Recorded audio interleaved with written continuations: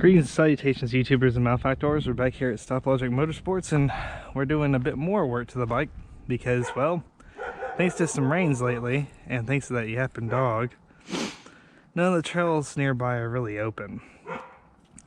So what we're doing is swapping out these pro tapers, putting them in the closet for a rainy day, and trying out the Fass Flexx bars. And I know you guys aren't really interested in watching me change another set of handlebars. I've already recorded that, but the part I think you guys are going to be interested in is how the heck are we going to put handguards on these bad boys? Well, I'm going to go ahead and do all the boring parts and come back when there's something exciting for you guys to see. Have a good one. And we're back. I've got most of the boring stuff out of the way.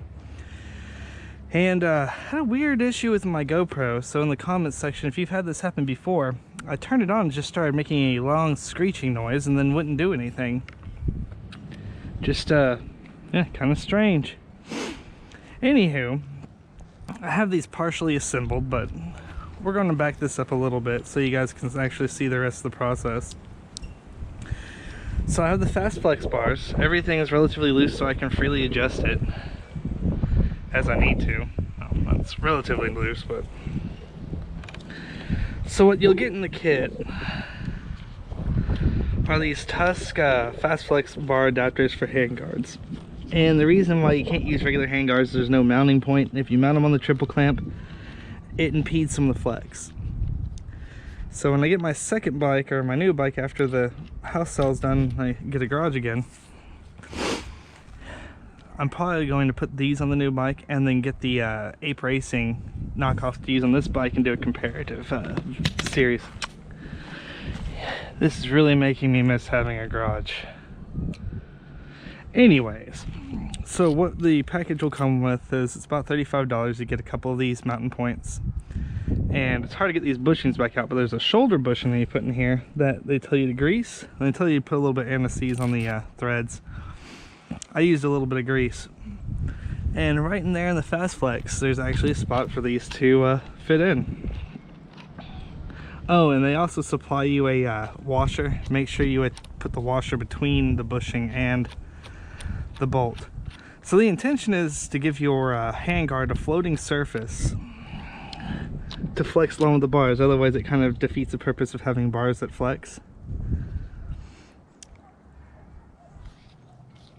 And I'm just doing like an initial tighten. I'm leaving everything kind of loosey-goosey while we do the adjustments.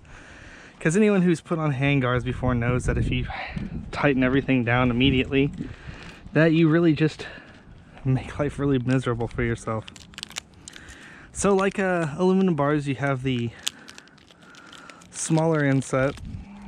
Now they say on the knockoff version of these bars, the offset doesn't quite fit right. So you'll do threaded bar inserts like you do when you buy knockoff pro tapers. Don't ask me how I know. I'm just intimately familiar with knockoff pro tapers.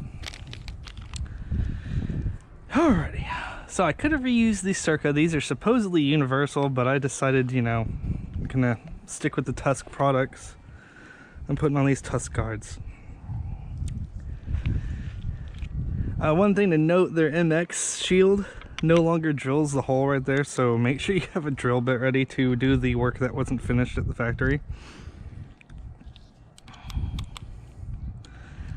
Not trying to be rude or anything, just pointing that out. It's a mild annoyance. So along with all these handguards, you have all these, basically it's like the same principle as a wedge anchor. So if any of you guys work in construction, when you drill, when the building inspector, i.e. me, gets onto you about not having anchors, generally you'll drill a hole and put it in an anchor that's kind of like this. You tap it in and then you tighten it up and it cinches it up in the concrete.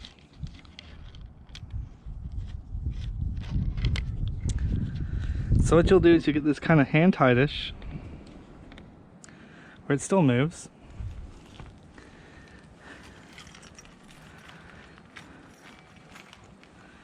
Where is my thread locker? You can use it on the end bolt here, but it's not really that big of a deal. Where you're going to want to use the thread locker is right here.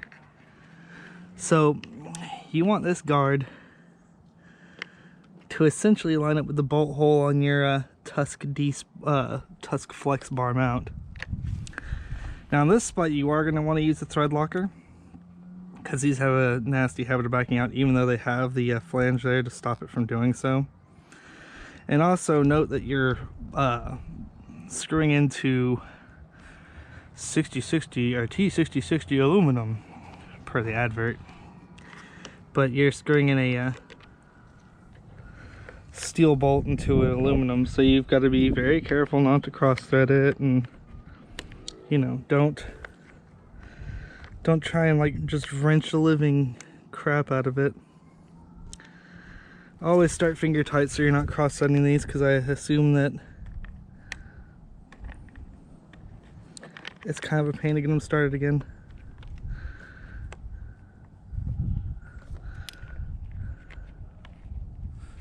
Sorry, my arm's in the way, it's just kind of an awkward angle. And see, they always make it look easy on the videos on the websites, but you come here for the straight dope of how difficult something is.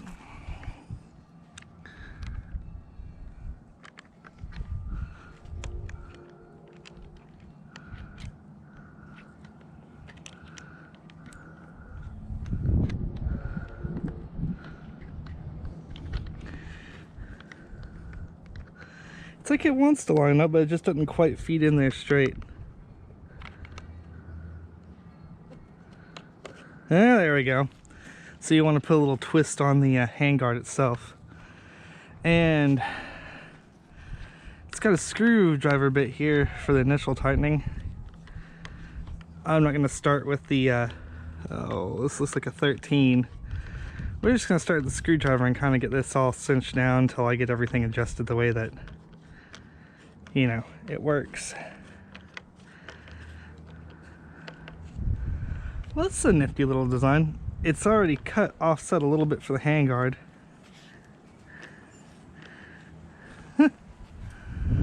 Well, that's fancy. Alrighty, so we have this side. It's all still kind of loose. What I like about this so far, though, is that it gives a ton of adjustability. But we'll see what it is on the real difficult side with the brakes and everything. That's the real test.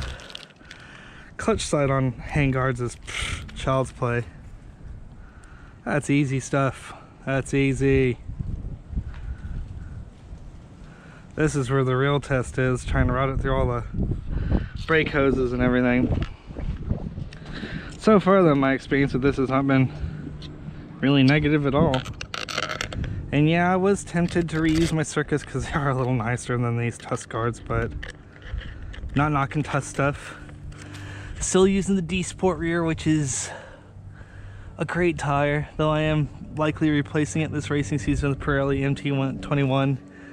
Gonna use this Shinko MX216 because I absolutely love that. So I'm not like opposed to Tusk products, nor am I a Chinese bike parts or part snob.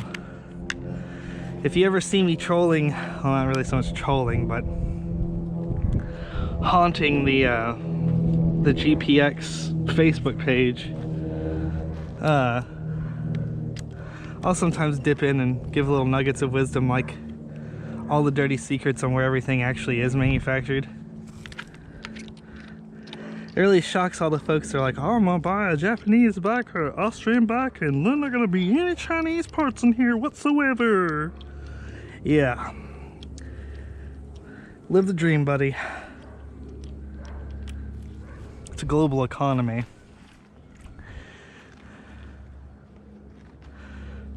So, kind of like that's the reality of the situation. Everyone assembles stuff somewhere. Everyone gets parts from somewhere.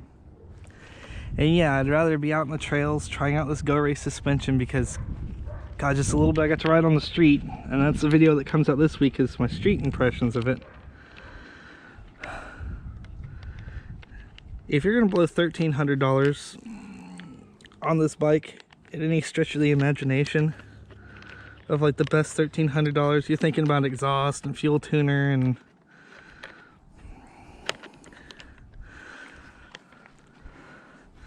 you know, special Valentine's Day heart and chocolates for your bike. Let me tell you that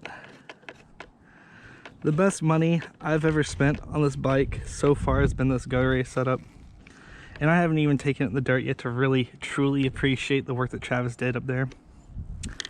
So yeah, so far,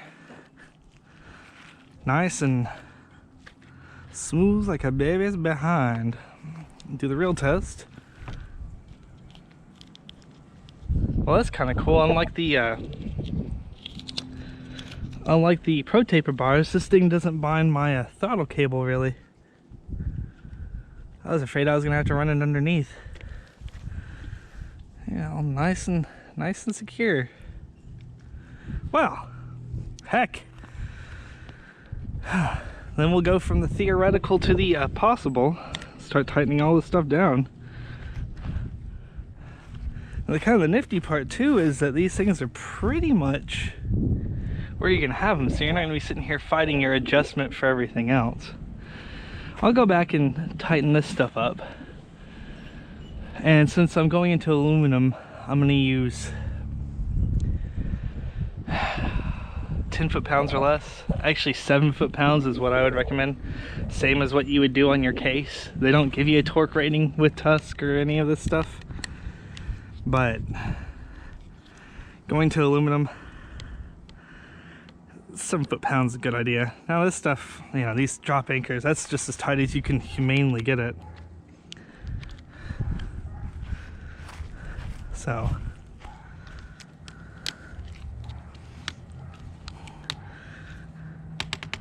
this is actually, you know, this whole experience with this Fasst Flexx bar and this Tusk adapter so far has been a positive experience.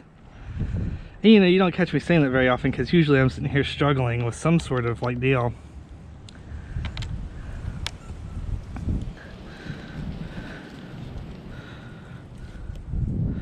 That one I'm not going to torque down because it has a collar in there, so I'm just going to do it relatively hand tight. It specifies anti-seize, so I'm assuming that they don't want you to tighten this tight beyond tight. Torque wrench, torque wrench, torque wrench, cats. There we go. Jeez, that was I need to make sure I'm definitely awake. Make sure I wasn't sleeping here. I'm gonna do a new the other big thing that Fasst Flexx says about their bars is make sure you mount them in the neutral position to start. So I'm also going to mount all of my levers and everything else in the neutral position just to kind of like adjust when I feel like it. With the weather getting nice, I might take a few street rides on this thing to kind of get a feel for how these bars feel and the suspension and everything. Feels nice actually being able to adjust my levers like full range. Now I always keep this little bit of wire protector on regardless. It's a good habit. Make sure you leave yourself enough room to comfortably twist your throttle, and yeah, that's it. I'm not gonna bore you guys with the details of me slowly tightening everything down. Oh, there's even space here between the breakers. Alright, so that's some good engineering there.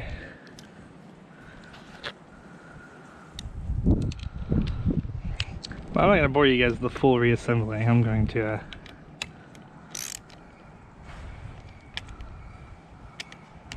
notice I'm not torquing these down. I don't have my inch-pound torque wrench out. Don't want to like go crazy on this because I really don't feel like buying a new mount.